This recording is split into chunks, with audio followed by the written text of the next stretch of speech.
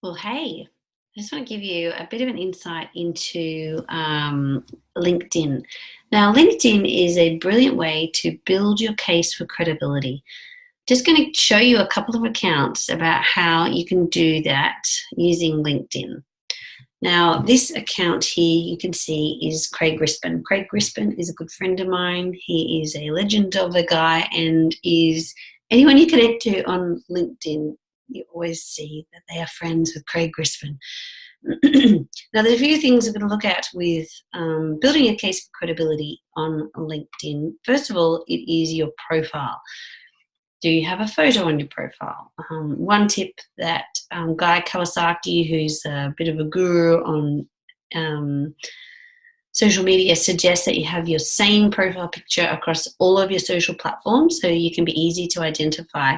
A tip that Jane Anderson has, who's a guru on LinkedIn, suggests that it should be a closely cropped headshot, professional looking shot. And there's this theory that if you're looking sort of slightly that way, so it's slight head tilt, so it looks like as you look at the screen, you're looking directly at each other. Random, but that's the case. So first of all, this section, so the top section up the front is your internet cover. You can change this. It can be fluid. Change it as the narrative changes. It doesn't always have to be the same, but it should be something that at a glance people get an insight into who you are. This section up the top, which is just under the name, these words here, you can actually make these words up yourself. You don't have to just put in your top role. You can pick the words you want. These become key search terms, these terms, and also they tell people who you are at a glance. And you can see that what Craig is doing to suggest who he is.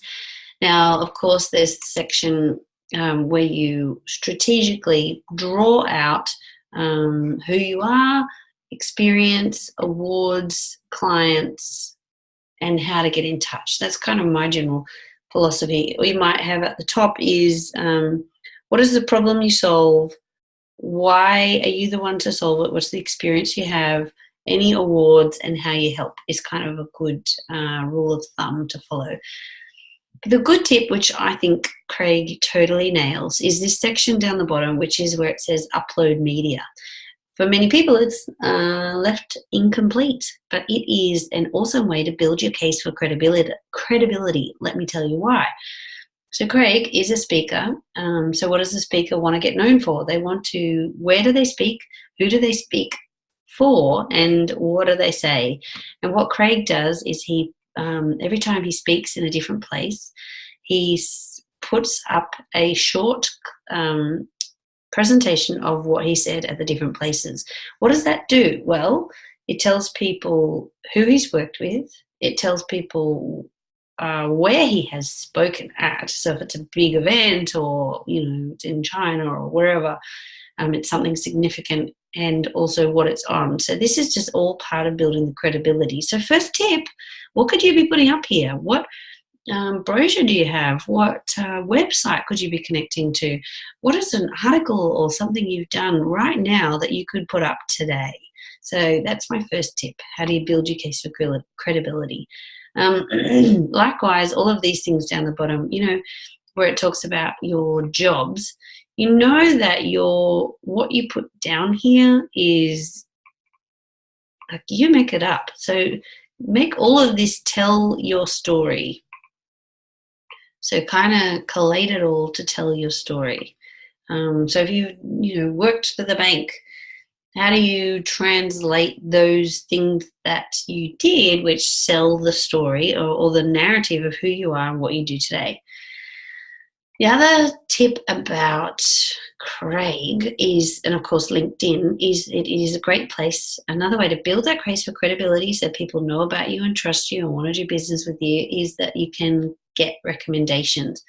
So how do you get recommendations? Why don't people just do it? More often than not, you actually have to ask.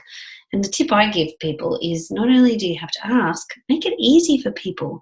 So if someone's come to an event, make sure you're always asking them to recommend. Also, why don't you actually write it out for them? Write out if you know someone who's going to recommend you, then I suggest writing out the recommendation and then sending it to them and give them the instructions on how to do it. So don't just assume people know how, because a lot of people don't. In fact, probably most people don't. Click on go to my profile, click on more, scroll down to where it says recommendation, recommend. It used to be trickier. There used to be these 3 little dots you had to push. At least more, I think, is more intuitive. So the other thing about LinkedIn is, and someone from LinkedIn told me this, mind you, that LinkedIn is the #1 content creation platform in all of the world.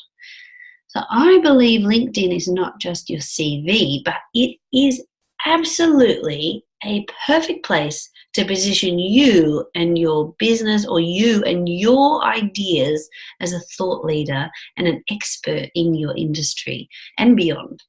So how do you do it?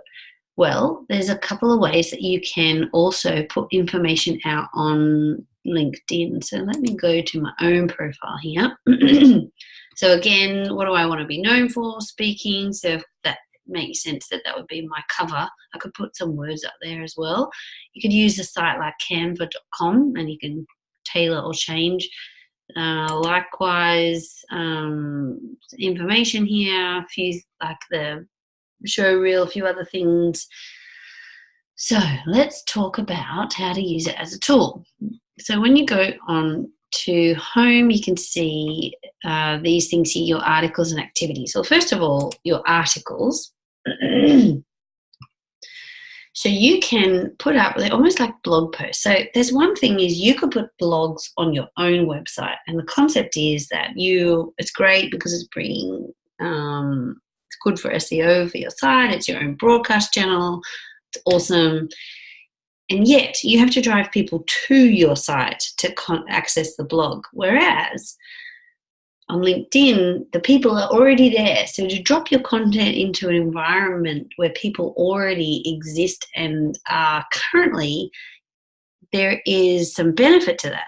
So even if you're creating a blog, then I would also suggest and recommend using LinkedIn. So when you just remember again, even if no one reads your LinkedIn articles, and they don't even have to, the purpose of your LinkedIn articles is that it is building that case for credibility. It's a further way to show that you have a view, that you know what you know, and it's demonstrating those things through the content you create and share. So make sure certainly the titles are aligned to who you are, and the trick here would be to be consistent. I'm loving seeing some of my friends in the consulting world who are really just jumping on and being consistent here and really starting to see the results. They're starting to get inquiries. They have people coming to them and asking them, hey, I didn't realize you were working in this place. And it's just the most brilliant way to position yourself. Of course, though, you don't only just have to do articles, you can also do posts. So a post is a little bit like Facebook. It's a short form post where you can either share a quote which is already from LinkedIn and put something on it. You can record a video. You can copy in a link which comes up a bit like that. Record it, put a video, drop a video in, put an image in. And of course, like all things, it comes down to the fact that there is an algorithm, so various things, depending on what first they were promoting videos, but first they were promoting images. So, you really just have to trial and see what works best. But I think, though, to imagine that only posting content, what you're doing, you're improving your visibility, and it's demonstrating your credibility, what you know. So it's putting you on people's mind and telling them what you know. Now, does it end there? No. So the cultivating connection thing is just as important. So let's say, this is what I recommend to people using LinkedIn. Who are the top 10 companies that you want to target? First of all, write those down. What are the roles that you're trying to target? Because you can use this for advertising, which helps you to really target and strategically get to those roles that you want to get to in an organization. So, for example, if you were wanting to get event coordinators in the Sydney region, and it's been so hard to find them because, of course, they don't put their phone numbers up on yellow pages these days, but you can target those people through LinkedIn. The other thing is to look at influencers in your area, because when you target influencers, if you comment on their post, so let's say Craig,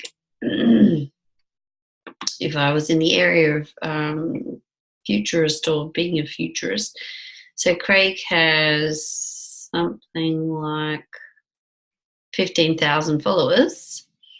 If I was to go to one of his articles or posts and I was to comment on it, then the people, his 15,000 followers would see my comment, and also so would I.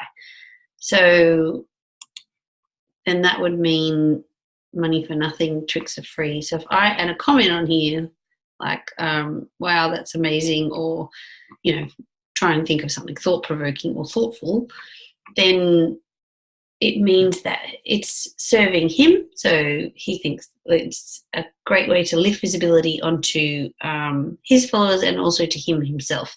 And it's by association, over time, you will start to see an uplift from doing this type of activity. And then the next part is actually jumping into using it for advertising. So that's just a little bit of an insight. Building case for credibility. Profile. What are the things that you add onto your profile? Secondly, the content you create, the content you share. And thirdly, cultivating connections by actually specifically targeting people that you can connect with. And also what I said in the beginning, asking for recommendations. So they're my 3 hot tips for LinkedIn. I hope that's helpful.